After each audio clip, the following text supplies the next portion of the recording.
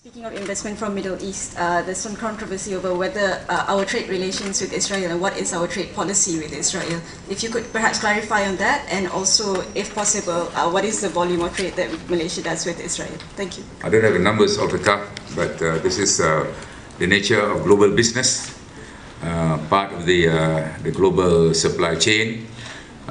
Some companies do perhaps import components from some countries, yeah.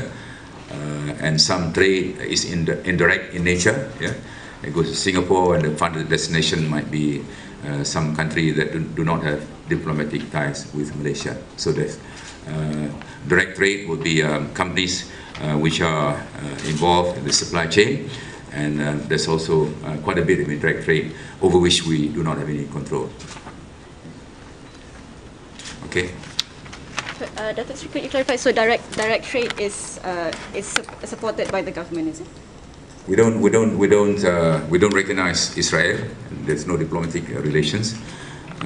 Companies which invest in Malaysia, they require certain components from some countries, and when those components are required, of course, they'll import those components from those countries.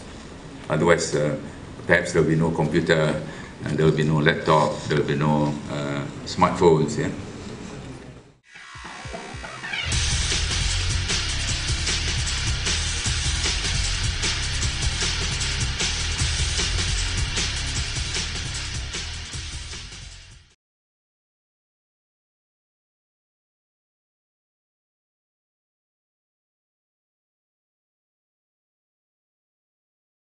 Italy, from France and Spain. One project has taken off, stainless steel, Baru Steel in Johor. That's astronauts, right? How do you pronounce that company? Yeah? That's a huge investment, the biggest investment by a Spanish company. So Spain is going through a lot of difficulty, as we know. But this investment by Spain in Johor is a vote of confidence in Malaysia. So we continue to attract interest from Europe as well as America as well. Dr. Sri, yeah. Adila Razak from Malaysia Kini. Okay. Alexander Schildfeld with the Malaysian-German Chamber of Commerce and Industry. There continues to be strong interest from German companies. Thank you. Thank you. We're also very happy about this. Do you see human resources, or the lack of human resources, as a limiting factor for investments in Malaysia? We have been hearing mixed news on this subject. Overall, companies do not have problems, yeah?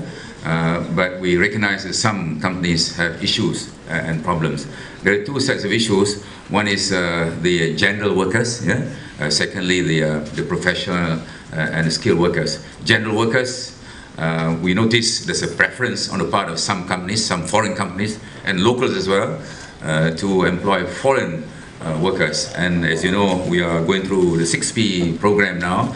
There's some issues and challenges.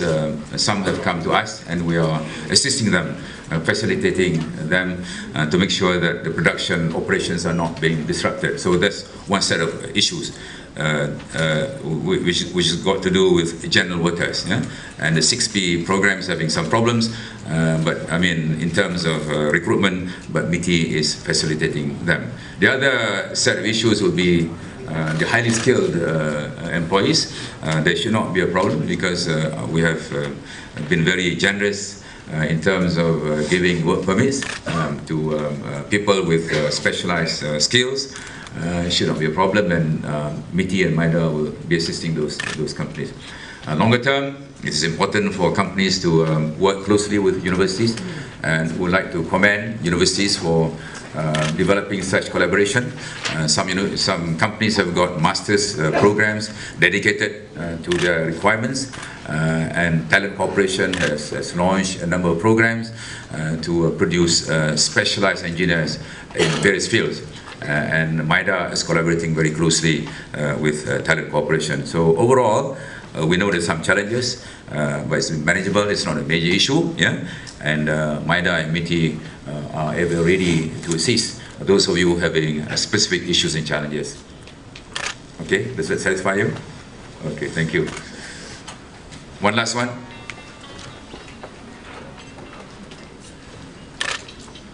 Ada lagi? Tak ada? Thank you so much. Yeah. I hope there's going to be a good coverage tomorrow. Yeah. On the relevant matters. Yeah, the relevant matters. So terima kasih. See you soon. Yeah. Terima kasih. Thank you Yang Berhormat Datuk